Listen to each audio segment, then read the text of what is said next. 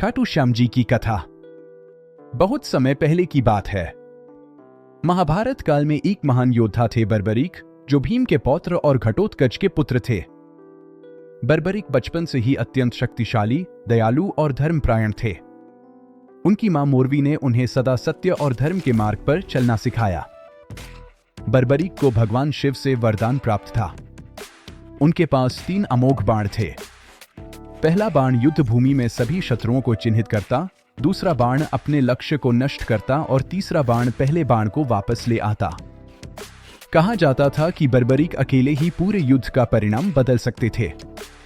जब महाभारत का युद्ध होने वाला था, तब बर्बरीक ने निश्चय किया कि वे युद्ध देखने जाएंगे और जो पक्ष कमजोर होगा उसी का साथ देंगे। यह सुनकर भगवान श्री कृष्ण चिंतित हो गए, क्योंकि यदि बर्बरीक युद्ध में उतरे तो युद्ध का संतुलन बिगड़ सकता था। श्री कृष्ण एक ब्राह्मण के वेश में बर्बरीक के पास पहुंचे और उनसे उनकी शक्ति के बारे में पूछा। बर्बरीक ने सरलता से सब कुछ बता दिया। तब श्री कृष्ण ने उनसे दान में उनका शीश मांग लिया। बर्बरीक ने बिना किसी संकोच के दान स्वीकार कर लिया, क्योंकि उन्होंने वचन दे रखा था कि ब्राह्मण को कभी खाली हाथ नहीं लौटाएंगे। शीश दान करने से पहले बर्बरीक ने एक इच्छा व्यक्त की, हे प्रभु, मैं महाभारत का युद्ध देखना चाहता हूँ। श्री कृष्ण ने उनकी इच्छा स्वीकार की और उनके शीश को युद्ध भूमि के ऊपर एक ऊंचे स्थान पर स्थापित कर दिया, जहां से वे पूरा युद्ध देख सकें। युद्ध समाप्त होने के बाद श्री कृष्ण ने बर्बरीक से पूछा, बताओ, युद्ध में विजय किसकी हुई?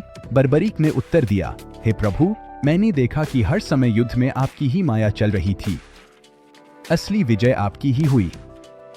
यह सुनकर श्री कृष्ण अत्यंत प्रसन्न हुए। उन्होंने बर्बरीक को वरदान दिया, कलयुग में तुम श्याम के नाम से पूजे जाओगे। जो भी सच्चे मन से तुम्हें पुकारेगा, उसके सभी कष्ट दूर होंगे। कहा जाता है कि बर्बरीक का शीश जिस स्थान पर स्थापित हुआ, वही स्थान आज खाटू कहलाता है। वहीं आज खाटू श्याम जी का प्रसिद्ध मंदिर स्थित है, जहां देश विदेश से भक्त दर्शन के लिए आते हैं। खाटू श्याम जी को हारे का सहारा कहा जाता है।